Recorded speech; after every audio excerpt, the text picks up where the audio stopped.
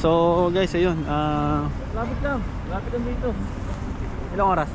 Wala naman isang oras siguro. 2 days. 6 minutes lang. Hindi nga. Eh, 6 minutes. Nakarin natin. Ano ba yun? Kung... Hindi, ano yung 0.8 months eh. O di takto. Malapit lang dito, tara. Gusto mo, unahin na muna natin yan. Guys, pwede rin. Pagkakain. O, tara. Okay.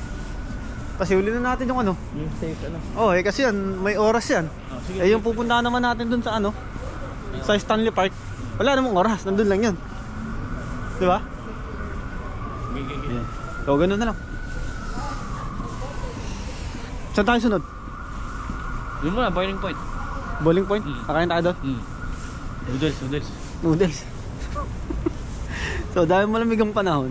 Okay. Mag-ano tayo? Mag-noodles daw yan. Boiling point ba yan? Ha? Boiling point? Boiling point.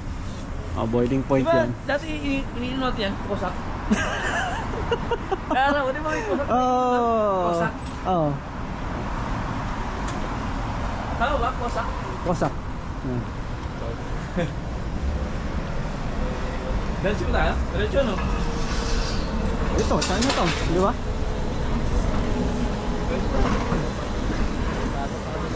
Ha? Oo, dito. So tara, walk na. So guys, medyo may iba yung natin.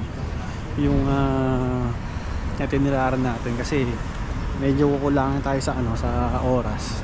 So kakain muna tayo ngayon. Tapos may pupuntahan tayong isa rin sa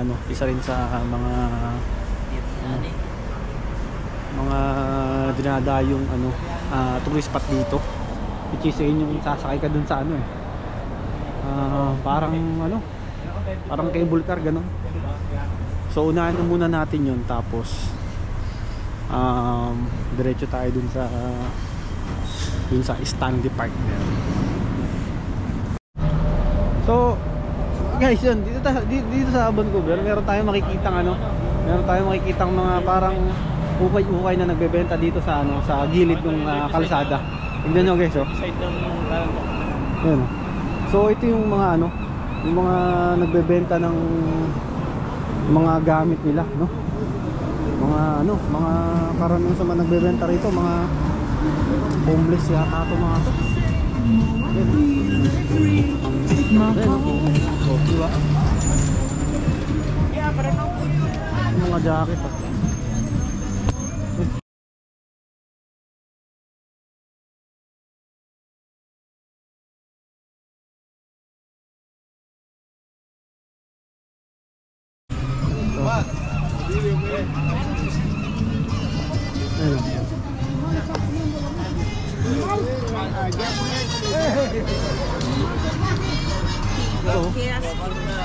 You go home, you need Christmas.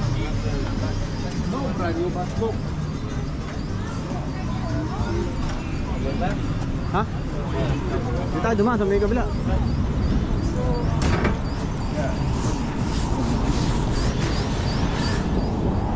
Parang delikado rito ah. Nakita ko, pulis kasi. Di ba may pulis? Malin mo. Ito. Kaya sabi ko, So guys, dun sa dinaanan natin kanina, actually hininto natin ang pagbibideo. Gawa nga ng yung dinaanan natin kanina is talamak pala guys ang pag-addict ng mga naandun.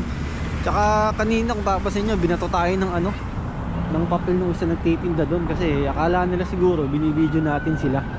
So yung kahabaan na yun guys, kumbaga lahat doon puro mga nag-a-addict talaga.